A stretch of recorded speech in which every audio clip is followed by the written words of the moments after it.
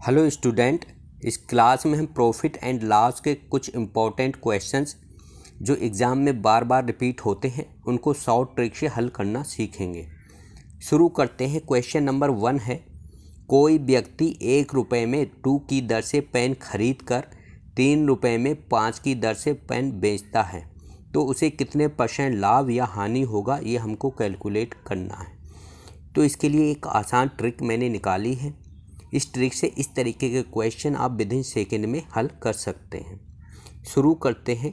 तो सबसे पहले हम क्या करते हैं, एक कॉलम में हम संख्या लिख लेते हैं या जितने नंबर हैं, जो भी क्वांटिटी खरीद रहा है उसको लिख लेते हैं, और दूसरे कॉलम में हम रेट या दर लिख लेते हैं, जिस रेट से या जिस दर से खरीद रहा है वो लिख लेते हैं।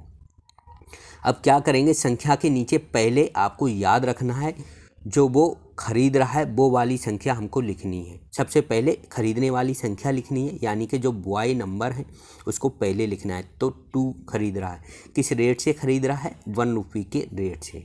उसके बाद सेल वाला हमें लिखना है, तो सेल नंबर यानी कि जो वो बेच रहा है तो कितने नंबर बेच रहा है, 5 पेन बेच रहा है, किस रेट से बेच रहा है, तो 2 रुपये की दर से, ये बाद में हम लिखेंगे।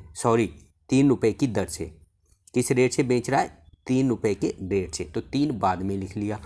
अब परसेंटेज प्रॉफिट या लॉस कैलकुलेट करने के लिए हम क्या करेंगे, इसको मैं शॉर्ट फॉर्म में लिख देता हूँ। प्रॉफिट एंड लॉस कैसे कैलकुलेट करेंगे, तो सबसे पहले हम ऊपर वाले नंबर को नीचे वाले नंबर से, नीचे वाले रेट से क्रॉस मल्टीप्लाई करेंगे। तो ऊपर वाला जो नंबर या संख्या है 2 है और रेट नीचे वाला कितना है, 3 है।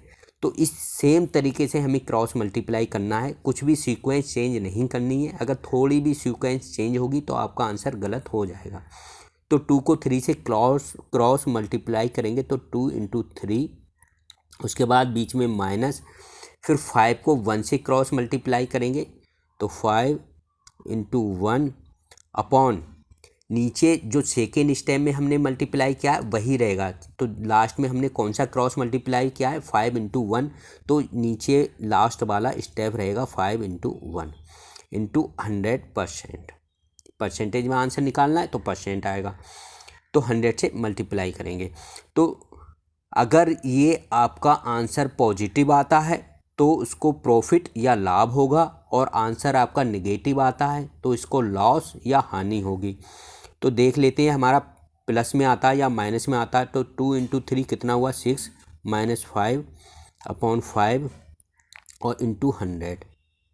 तो इसको सिंपल करेंगे तो कितना आएगा, 20% आएगा।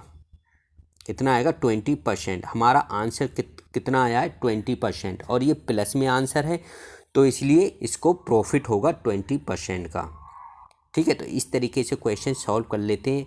इसकी सॉल्व करने की दूसरी ट्रिक भी है, नेक्स्ट क्वेश्चन में मैं दूसरी ट्रिक आपको बताऊंगा। अब क्वेश्चन नंबर 2 है, सेम क्वेश्चन है लेकिन मैं इसको दूसरे तरीके से सॉल्व करके बताऊंगा। आपको जो भी तरीका सही लगे उस तरीके से सॉल्व कर सकते हैं, आंसर सेम आएगा। तो कुछ संतरे 10 रुपये में 3 की दर से खरीद कर 15 रुपये में 6 की दर से बेचे जाते हैं तो लाभ या हानि, यहाँ पे लाभ के साथ साथ हानि भी लिख लेना, क्योंकि लाभ भी हो सकता है या हानि भी हो सकती है, उसका प्रतिशत कितना होगा वो हमको निकालना है। तो दूसरे तरीके की जो ट्रिक है उसमें क्या करते हैं, जो ये नंबर हैं इनको इक्वल कर लेते हैं, यानी कि कितने नंबर खरीद रहा है और कितने बेच रहा है उनको इक्वल करते हैं। इक्वल करने के लिए क्या करते हैं, हम एलसीएम ले लेते हैं, किसका, नंबर्स का, जो नंबर खरीद रहा है और बेच रहा है उनका लासा हम ले लेते हैं। तो 3 और 6 का लासा क्या होगा, एलसीएम 3 और 6 का, ब्रैकेट में लिख लेता हूँ, ये 6 हो जाएगा। अब हम क्या करेंगे, जो जितनी भी संख्या खरीद रहा है, 3 खरीद रहा है, इसको भी हम 6 बनाएंगे, और बेचने वाली तो 6 है ही, तो दोनों नंबर इक्वल हो जाएंगे।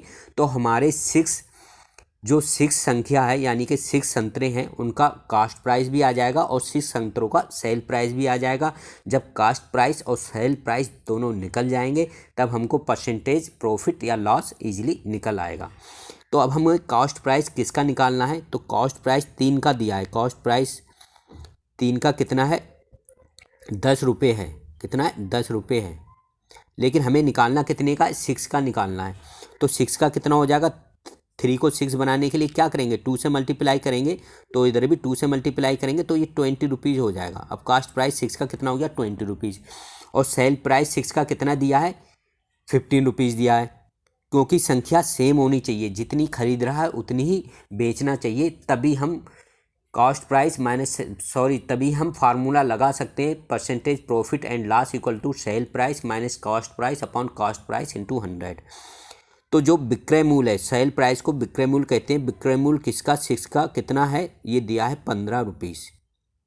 अब जो नंबर है वो इक्वल हो गए, जितने संख्या में वो संतरे खरीद रहा है उतनी संख्या में बेच रहा है, उसका रेट हमें पता लग गया। यह CP जो है क्रय मूल्य है और SP जो है सेल प्राइस है या विक्रय मूल्य है। अब हम परसेंटेज प्रॉफिट या लॉस कैसे कैलकुलेट करते हैं। प्रॉफिट एंड लॉस कैलकुलेट करने के लिए हम क्या करते हैं, सेल प्राइस यानी कि विक्रय मूल्य माइनस कॉस्ट प्राइस क्रय मूल्य अपॉन क्रय मूल्य कॉस्ट प्राइस इंटू 100%, इसी तरीके से कैलकुलेट करते हैं। अब हमें कॉस्ट प्राइस भी दिया और सेल प्राइस भी दिया, तो निकाल लेते हैं 15 माइनस 20 और अपॉन 20 और इंटू 100, ये फार्मूला हो गया।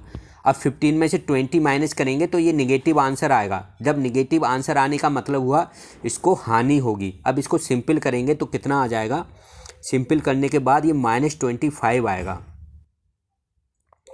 कितना आएगा, -25।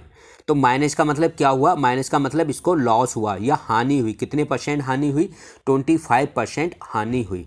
तो ये दूसरी ट्रिक है। दूसरी ट्रिक में हम क्या करते हैं, नंबर को इक्वल करते हैं। नंबर इक्वल जब होंगे तभी उनका कॉस्ट प्राइस और सेल प्राइस हम सेम क्वांटिटी का रखेंगे फार्मूले में और हमारा आंसर आ जाएगा। तो आज के क्लास में सिर्फ इतना ही। नेक्स्ट क्लास में मैं कुछ और इम्पोर्टेंट वीडियो लेके इम्पोर्टेंट क्वेश्चन लेकर आऊँगा। हमारे चैनल से जुड़े रहने के लिए इसको सब्सक्राइब कर लें, वीडियो को लाइक करते रहें और अपने फ्रेंड्स के साथ भी शेयर करते रहें। या एक चीज़ और याद रखेंगे, एग्ज़ाम में जब आंसर में लिखेंगे तो ये माइनस हटा देंगे, बस खाली आपको लिखना है 25% लॉस होगा।